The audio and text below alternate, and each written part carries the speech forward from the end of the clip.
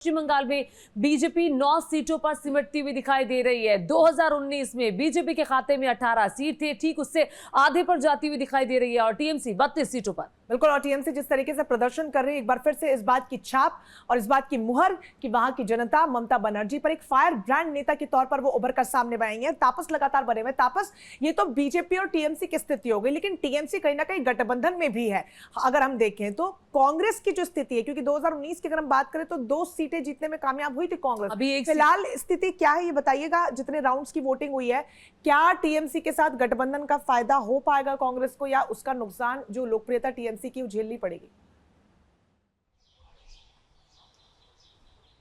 जी देखिए, पश्चिम बंगाल में तृणमूल कांग्रेस के साथ ना लेफ्ट और ना ही कांग्रेस का कोई गठबंधन था। ये इसी को लेकर इंडी गठबंधन में कांग्रेस के साथ तृणमूल कांग्रेस का विवाद था।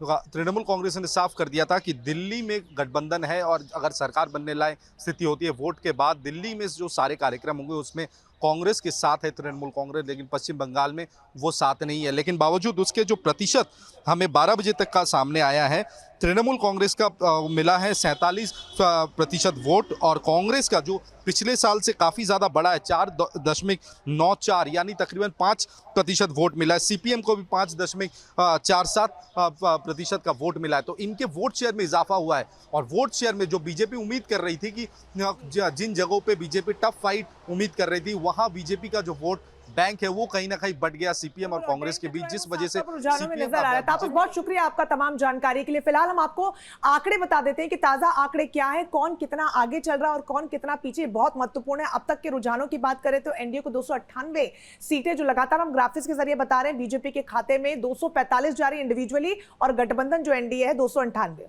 और देखिए, इंडिया गठबंधन 224 सीटों पर इस वक्त आगे बढ़त बनाए हुए है। हालांकि कांग्रेस की टैली पहले के मुकाबले कम हो गई है। 93 सीटों पर सिमटती हुई कांग्रेस की टैली, आपको याद होगा 2019 में 52 सीटें कांग्रेस पार्टी के खाते में गई थी और इस बार उसमें अच्छा खासा इजाफा होता हुआ दिखाई दे रहा है। और इंडिया अलायंस 245 सीटों के साथ खेल में अभी भी बरकरार है।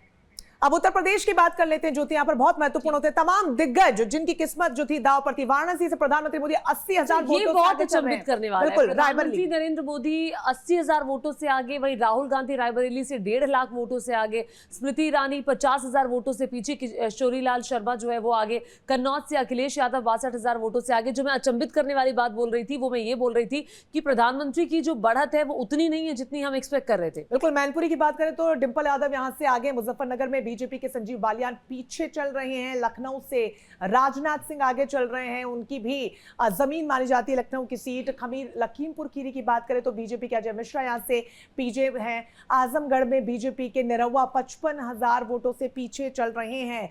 तो फैजाबाद, अयोध्या से आपको बता दें कि बीजेपी कैंडिडेट पीछे, ये बहुत ज्यादा महत्वपूर्ण सीट रही। सुल्तानपुर से बीजेपी की मेनका गांधी 10,000 वोटों से पीछे चल रही है। मिर्जापुर से अनुप्रिया पटेल भी पीछे हैं। और इसके अलावा जो तमाम दिग्गज मैदान में थे उसमें वाराणसी से प्रधानमंत्री नरेंद्र मोदी एक सबसे बड़ा नाम कहा जा रहा था कि लाखों वोटों के अंतर से वो जीतेंगे, लेकिन फिलहाल जो बढ़त है वो 80,000 की है। और उसी को लेकर विरोधी जो है, ज्योति, विपक्ष जो है वो गदगद है कि हमने इस अंतर को कम किया। और कई राउंड्स में पीएम पीछे भी रहे। तो अभी भी आप रजनीश रावत को सुन रहे थे कि ऐसा कभी नहीं हुआ क्योंकि हम यहाँ किसी राउंड में पीछे रहे हूं।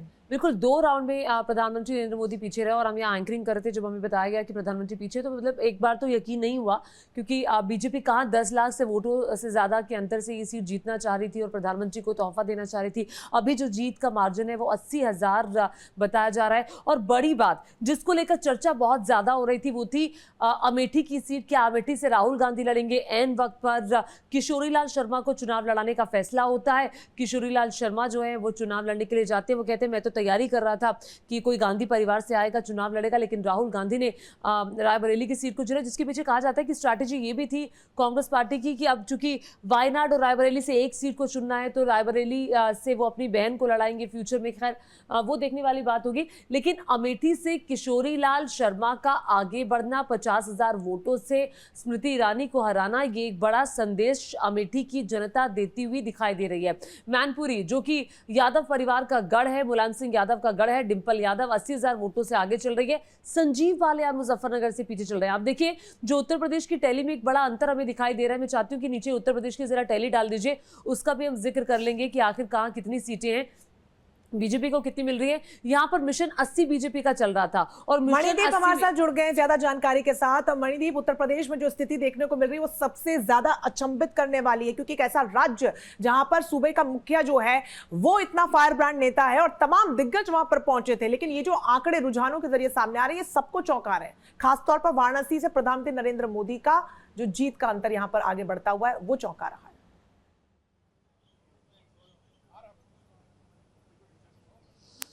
निश्चित तौर पर जैसे जैसे इलेक्शन आगे बढ़ाता है वैसे वैसे ही जो पूरा विपक्ष है वो लगातार कह रहा था कि साइलेंट वोटिंग हो रही है, जनता इस बार खुद अपना चुनाव लड़ रही है, ऐसा विपक्ष लगातार कह रहा था। हम लोगों ने देखा था कि बेशक बीजेपी जो है पूरी तरह मेहनत कर रही थी, उत्तर प्रदेश में आश्वस्त थी। एक्चुअली यूपी को लेकर के बीजेपी आश्वस्त भी थी कि मुफ्त राशन है, राम मंदिर है, यहाँ तो हम लोग 70+ का मार्जिन लेकर के चल रहे हैं। जब बीजेपी दफ्तर में हम लोगों की लगातार नेताओं से, कार्यकर्ताओं से, पदाधिकारियों से बात हुआ करती थी तो सभी लोग कहते थे कि 70+ है, राम मंदिर है, राम लहर है। लेकिन शायद वो जो जनवरी के महीने की जो टाइमिंग थी और उसके बाद में जो इलेक्शन होने के जो कयास लगाए जा रहे थे उस टाइमिंग को बीजेपी ने मिस किया।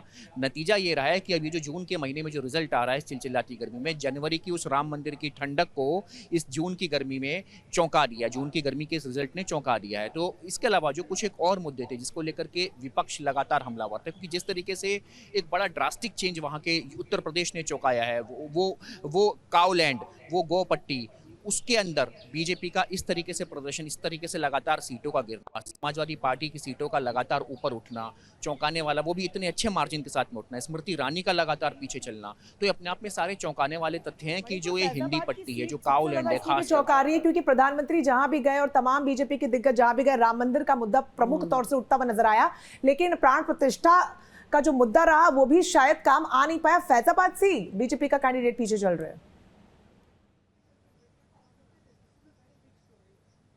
जी बिल्कुल, लल्लू सिंह लगातार पीछे चल रहे हैं। सवेरे से बीच में एक बार 600 वगैरह कुछ वोटों से आगे हुए थे, लेकिन फिर उसके बाद लगातार पीछे चल रहे हैं। अखिलेश यादव लगातार कह रहे थे क्योंकि जो एक्चुअली क्या है उत्तर प्रदेश के अंदर कि राम मंदिर के बाद जो एक कह सकते हैं जो एक जेनर पैदा हुआ था, जो एक यौनर पैदा हुआ था, करंट पैदा हुआ था, उस करंट के बाद में बीजेपी के काफ़ी नेता कह रहे थे कि जल्द चुनाव होना चाहिए। 7 चरणों में लोकसभा का चुनाव हुआ है, 44 दिन लंबा चुनाव हुआ है और उत्तर प्रदेश में खासकर जो एक कह लीजिए कि उत्तर प्रदेश में जो विपक्ष का दावा था, अखिलेश यादव कहते रहे कि पिछले 10 साल में जो प्रदेश के अंदर पुलिस की नौकरियां नहीं निकली हैं, टीचर्स की नौकरियां नहीं निकली, ये एक बड़ा फैक्टर रहा है। क्योंकि काफ़ी युवा, हम लोग भी जब वहाँ पर जाते थे, काफ़ी युवा ऐसे दिखते थे जो हाईवे के ऊपर रेस लगाते दिख रहे हैं, लेकिन वहाँ पर जो टीचर्स की भर्ती परीक्षा है वो काफ़ी समय से नहीं निकली थी, पुलिस की भर्ती परीक्षा नहीं निकली थी। अभी पर्चा निकला था तो वो पर्चा लीक हो गया था, उस पेपर को रद्द कर दिया गया था।